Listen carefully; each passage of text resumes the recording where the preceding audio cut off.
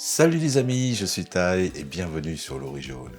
Aujourd'hui, on repart en Thaïlande avec le meilleur de la street food, du porc croustillant sauté au basilic thaï. Traditionnellement, ce plat est préparé avec le caprao, qui est une variété de basilic thaï, que l'on appelle aussi basilic sacré, différente de celle que l'on va utiliser aujourd'hui, car plus facile à en trouver. Donc, hormis ce basilic thaï, il nous faudra aussi de la poitrine de porc avec sa couenne, de l'ail, des piments frais, de la sauce soja, de la sauce poisson, de la sauce huître et du sucre.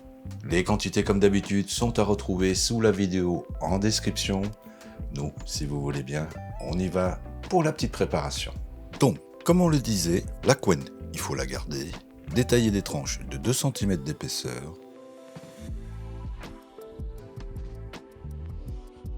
puis les mettre à bouillir 10 bonnes minutes dans l'eau non salée. Les retirer, les laisser bien refroidir à l'air libre, puis ensuite retirer à l'aide d'un papier absorbant l'humidité résiduelle. En attendant, effeuiller les branches de basilic thaï,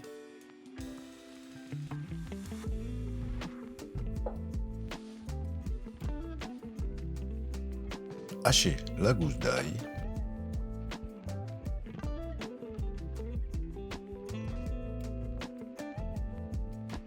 concernant les piments, retirez les graines et les membranes pour réduire leur intensité, puis les couper finement. Sinon, simplement en rondelles, et les réserver avec l'ail haché. Pour la sauce de cuisson, mélangez dans un bol la sauce poisson avec la sauce soja, la sauce huître et le sucre.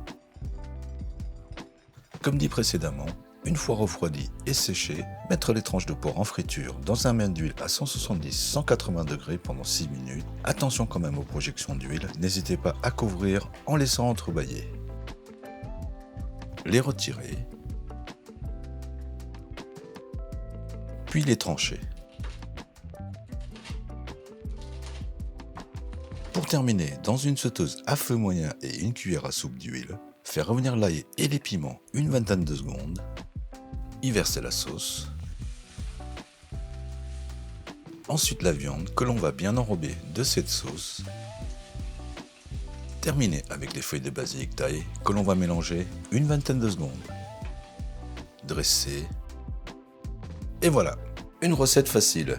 L'accompagnement idéal pour ce type de plat, comme d'habitude, est le riz parfumé, et comme vous le savez, moi, je préfère le riz gluant.